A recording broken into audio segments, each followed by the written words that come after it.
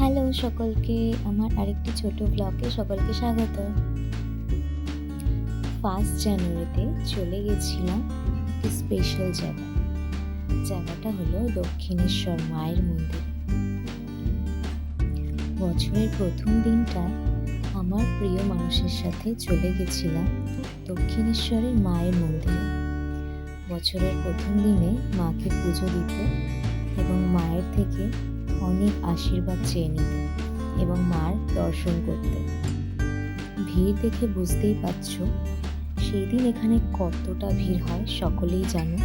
তার উপর সেদিন ছিল কল্পতরু উৎসব, মানে সোনায় সোহাগা।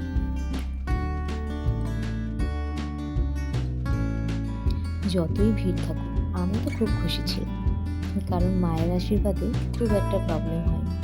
ভালোভাবে পুজো দিয়ে চলে আসতে পেরেছিলাম।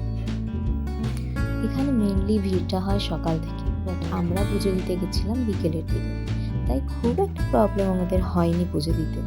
হ্যাঁ, ভিড় ছিল, 2-3 ঘন্টা লাইনও দিতে হয়েছে, অনেক লোক রয়েছে দেখেই বুঝতে পারছো, কিন্তু মায়ের আশীর্বাদে খুব একটা প্রবলেম হয়নি। দুপুরবেলা পুজো দিলেও তেমনভাবে কিছু খাওয়া হয়নি, তাই ভালোভাবে পুজো দিয়ে মায়ের দর্শন করে অনেক অনেক অনেক ছবি তুলে অনেক আনন্দ করে অল্প কিছু খেয়ে বাড়ি ফিরে এসেছি। বাই।